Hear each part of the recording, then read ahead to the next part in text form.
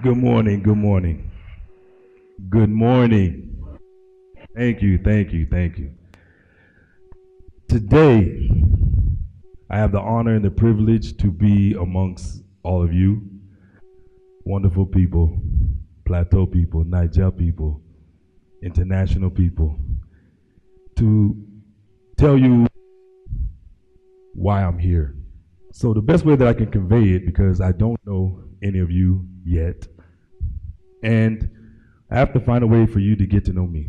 So, I'll tell you my story. I'll tell you who I am, where I come from, where I live, what I do, how I do it, and hopefully at the end of this discussion, you'll know why I'm here. Who I am. I'm the firstborn of the late Dr. Smith Keskap Pyelshak. Born here, Plateau State, from Alberta East, Mupunman, Pangshin local government. Very, very proud. A very proud man. Now, see, that sense of confidence of who I am propelled us, as you can tell by my fournée. I haven't been here long. I left at a young age, 4.5. Me and my mother migrated. It was during the time they were doing education exploration, sending people out to gain education and knowledge to come back to better Nigeria. Somewhere along the road, government change, whatever happened, no succession plan. Who knows? But it found them with no direction on what to do next. But by then we were young kids growing up in the US. So we said, just stay. It's probably best. The kids are in school, they're getting acclimated. But what they thought of acclimation was more of a challenge. Because you see, I didn't speak English. It wasn't my first or my second language. So I was in ESL, English as a second language program, which was separate from what the rest of the kids did. Now, kids can be very cruel. So growing up was always challenges. One, I'm a black-skinned person in a country that is not my country. So whether the whites or the blacks that were Americans, neither one saw you as one of their own.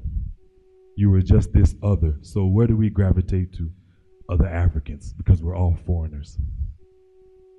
So as we went along growing up, challenges.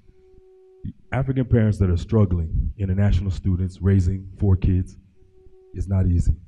When I got to middle school, I went in and stole my father's shoes because I didn't have any shoes, but food was more important than having some new pair of shoes. His shoes were 2 sizes smaller than my own dress shoes. So I would get teased every day at school. They called me church boy because every day I dressed it was church.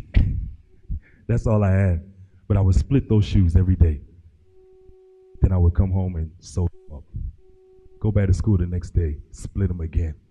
They were 2 sizes too small. Come back, sew them up. That's where I learned how to sew. But you see, that didn't deter me because I knew what I wanted to do and I knew my purpose. But my parents put a sense of pride. Not to disrespect anything or anyone. She always said, my mother would tell us, we're in this country, we're not of this country. The country outside is their country. In this house, no matter how small, how poor, is our country. That gave me a sense of pride beyond any other. Ridicule, jokes, anything going on. Now, the thing is, I was into sports. That was my outlet. So I started playing all the sports, but I gravitated to one more than the other, football, American football. From there, I was fortunate enough to get a full scholarship to university where I studied business management. The benefit it gave is it took one college education fee off of my parents' burden so they could focus on the other children. So as I progressed, I was fortunate enough to even be recognized by the professional league there to say, oh, this athlete, I think we want him. Now, along the way, I got misguided. too much attention, too much press, too much adulation by other fellow student bodies, to where I lost sight of school and education, which was the primary focus on why I was doing everything. I almost failed out. I was fortunate enough to finish university. My high school coach, before going to university, said I was undisciplined and I wouldn't last one semester. This is my coach who I looked up to, everything centered around him. As far as sports is concerned, this is what he told me. So I said, we'll see. The draft came. I was selected. Where they thought I wouldn't make it, I made it. I achieved what they said I wouldn't achieve. And I was on that team. That first year, we went all the way in and won the championship. That first team hadn't won any game in the division the entire previous season. The longest odds of winning. Where we won 3 games, lost 13.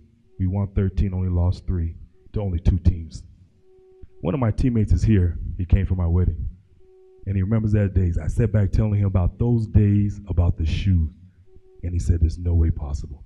I know people go hard times, but no, you're telling stories. I said, okay. Off season, I flew home, back to my city, collected those shoes because I kept them.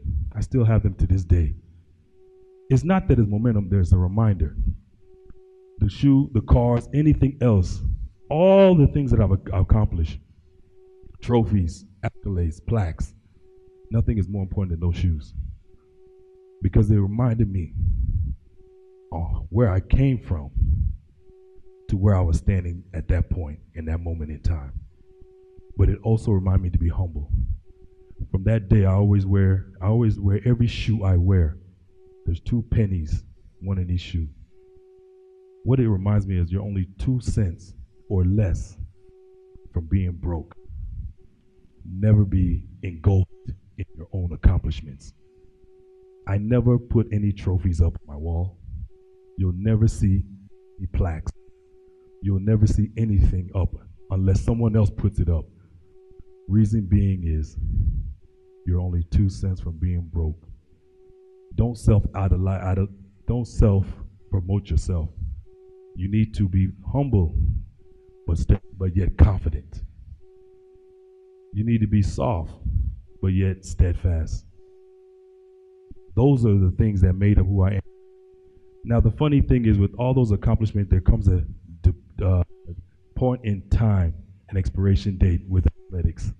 And usually there's a lot more life, if you're fortunate, when the playing days are done. So still being young, I wanted to still pursue other things. The problem is once you've attained that level of accomplishment, that's the only thing people highlight. Then it's, well, how can this athlete do anything in any other field? Now it became a challenge in trying to get in regular employment. Going to meet before people, individuals, because why? Isn't that the athlete? No. I'm very well educated, very, very well read. Like I told you, my father's a PhD, my mother's a double degree holder. So the first thing I did, went back to school. MBA program, 2-year program I completed in 1 year. Then I went for my professional certification in project management. There's only 700 to 1 million certificate holders in that field globally. That was before I even walked across stage for my MBA. I only say that to say those are my drives, my determination, in what I saw for myself rather than what someone else saw of me. That progression met with its own challenges, but the fruits of those challenges are wonderful. I've been coming home for over 20 years, almost 20 years now, since the time that I left. I've been places, even fellow Nigerians say, wow, I've never been there. I've done things that a Nigerian say, no, okay, we can stop here. No, this is not enough for me. I say that to say right here, as it was eloquently spoken by the previous speaker, is the fact that this soil has riches, but it's not going to just open up and give it to you. That soil there has its own riches, but it won't open up and give it to you. And it doesn't have time to hear your story or why you can't get it or why you can't achieve it. It only has time to allow you opportunity if you're willing to work, cut your fingers, break bones, and split your shoes in order to get what it is that you want, what you desire. The fruits of those labors, of those trying moments, are I became one of the first Africans to win a Super Bowl championship, which makes me by fault the first Nigerian.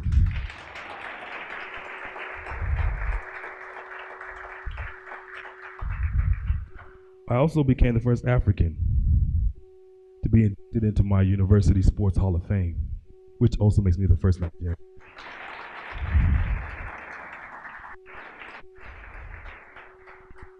And I also received a political appointment in the U.S.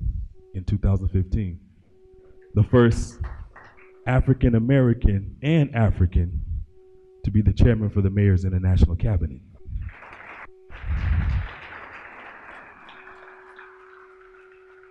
I was asked earlier, give us your titles, give us all these. I said, no, I don't do that. Well, what do you name? I said, no, I only go by one name, Pyelshak. That's it. That's all you need to know. Why? It's my great-great-grandfather, which is the one that birthed my father. My grandfather birthed my father, birthed me. When I decide which name they want to go by. But that's the names I want to honor. My titles, those are my past accomplishments. You can't do anything with it, so I don't need to present it to you. I cannot do anything with it. It was my moment in time, my chapter. That's why I came here to say that was the me that I saw was greater than the me that they saw. What you do you see in yourself versus what you that everyone else sees? I leave you with one quote, and it was something I learned at young age, first year's university. It's called the me I see. The me I see is the me I be. If I cannot see it, I cannot be it. Until I believe it, I will never achieve it. I thank you for your time.